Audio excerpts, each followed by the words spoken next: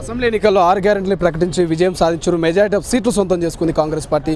ఇప్పుడు ఎటువంటి మేనిఫెస్టో ప్రకటన ఎట్లా తీసుకుపోతున్నారు? మీ సొంత మేనిఫెస్టో ఏమైనా ఉందా ఆ పార్లమెంట్ సెగ్మెంట్లో? సొంత మేనిఫెస్టో అనేది సెంట్రల్ గవర్నమెంట్ ఎన్నికలు ఇవి. కాంగ్రెస్ పార్టీ భారతదేశం మొత్తానికి మేనిఫెస్టో తయారు చేస్తుంది. తెలంగాణ కాంగ్రెస్ ఆల్రెడీ ఒక మేనిఫెస్టో తోటి 100 రోజుల క్రితం ప్రభుత్వంలోకి వచ్చింది. చామల కిరణ్ కుమార్ రెడ్డి భువనగిరి ప్రజలకు ఒకటే చెప్తుండు, ముఖ్యంగా నీళ్లు నిధులు నియామకాల మీద తెలంగాణ తెచ్చుకున్నాం. మనకు కావాల్సింది ఇన్ఫ్రాస్ట్రక్చరు, రోడ్లు.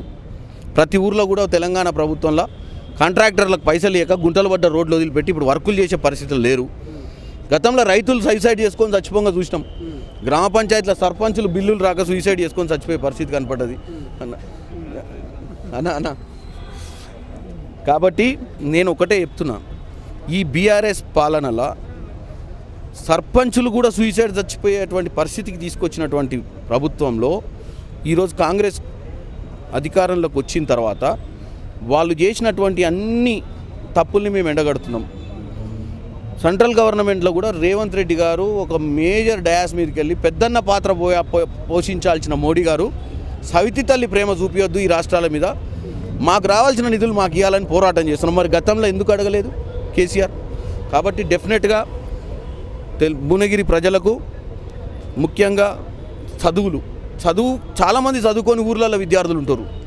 ఈ విద్యార్థులు విద్యాభ్యాసం అయినాక కూడా హైదరాబాద్లో ఉంటే వచ్చే 25,000 30,000 జీతంతో సంసారం నడపలేక 5-10 వేలు జేబులకి వెళ్ళి పడుతున్నాయి. ఉద్యోగం చేసే పరిస్థితి లేదని ఊర్లో ఉంటారు. పోయి అక్కడ ఇండస్ట్రీలను రాయితీలు ఇచ్చి మరీ తీసుకొచ్చి అందుబాటులోకి తీసుకురావాలి. మ్యానుఫ్యాక్చరింగ్ ఇండస్ట్రీస్ కానీ ఈరోజు స్మార్ట్ సిటీస్ కూడా తీసుకురావాల్సిన అవసరం ఉంది. మనకు ఓఆర్ఆర్ కూడా వచ్చింది, అవుటర్ రింగ్ రోడ్ కాకుండా ఇంకా RRR వచ్చేది ఉంది. వీటన్నిటి మధ్యన స్మార్ట్ సిటీస్ తీసుకొచ్చి వాళ్ళ ఇంటి దగ్గరనే ఉండి ఉద్యోగాలు చేసుకునేంత డిస్టెన్స్లో మనం వాళ్ళకు ఉద్యోగ అవకాశాలు కల్పించాల్సిన అవసరం ఉంది. అది చాలా ఇంపార్టెంట్. ఎస్పెషల్లీ నేను నా భువనగిరిలో చూసినటువంటి మేజర్ సమస్య అటువంటివే కాకుండా మీరు రోడ్లు చూస్తే కూడా ఈ రోడ్ల డెవలప్మెంట్ లేకపోవడం వల్ల యాక్సిడెంట్లు అవుతున్నాయి. చాలామంది వినతి పత్రాలు ఇచ్చారు ఇప్పటికే. ఇవన్నిటినీ అంటే ముఖ్యంగా నీళ్లు నిధులు నియామకాలు ఈ 3 అంశాల గురించే మాట్లాడదాం. పెండింగ్ ఉన్నటువంటి ప్రాజెక్టులు, పెండింగ్ ఉన్నటువంటి ఇష్యూస్ అన్నిటిని కూడా సార్ట్అవుట్ చేయడమే నా లక్ష్యం. అది చేయాలంటే ముఖ్యమంత్రి రేవంత్ రెడ్డి గారు ఆల్రెడీ 100 రోజులు పరిపాలించారు. ఇవాళ అన్ని పథకాలను ఆచరణలోకి తీసుకొచ్చి ప్రజలకు అందుబాటులోకి తీసుకురావాలనుకుంటారు. పెన్షన్లు కానీ, ఎలక్ట్రిసిటీ కానీ, 500 సిలిండర్ కానీ, ఫ్రీ బస్ కానీ, మన రేపు రైతులకు ఇవ్వాల్సినటువంటి రైతు బంధు కానీ, 5 లక్షల రూపాయలు గృహాలకు ఇవ్వాల్సిన, ఇవన్నీ కూడా ఇంప్లిమెంట్ చేయాల్సిన పరిస్థితి ఉంది. కాబట్టి 100% సెంట్రల్ గవర్నమెంట్ తోటి పార్లమెంట్లో పోయి తెలంగాణ కోసమే కాకుండా భువనగిరికి కోసమే కాకుండా తెలంగాణ ప్రజల కోసం గలమిప్పి పోరాటం చేసి మోడీ గారి దగ్గర కానీ రేపు సెంట్రల్ గవర్నమెంట్లో ఇండియా కూటమి కూడా అధికారంలోకి వచ్చే అవకాశం కూడా ఉంది. లేదని కాదు, ఆయన చెప్పినంత గొప్పగా ఆయన చూపించే బొమ్మ ఆడేం లేదు. ఆయనకు బొమ్మలు చూపించే అలవాటు ప్రజలు బాగా అర్థం చేసుకుర్రు. మొన్నటి దొర కూడా అట్లనే బొమ్మలు చూపిస్తే దొరను తరిమి కొడితే దొర పార్టీ మొత్తం భూస్థాపితం అయిపోయింది. అలా మీరేమో భూస్థాపితం అంటున్నారు, కానీ పార్లమెంట్ ఎన్నికల తర్వాత బీజేపీలో చేరే మొట్టమొదటి వ్యక్తి ముఖ్యమంత్రి రేవంత్ రెడ్డి గారు అంటేమో బీఆర్ఎస్ నాయకులు అంటున్నారు. ఎట్లా చూడవచ్చు? ఇప్పుడు నోటికి ఏది వస్తే అది మాట్లాడవచ్చు.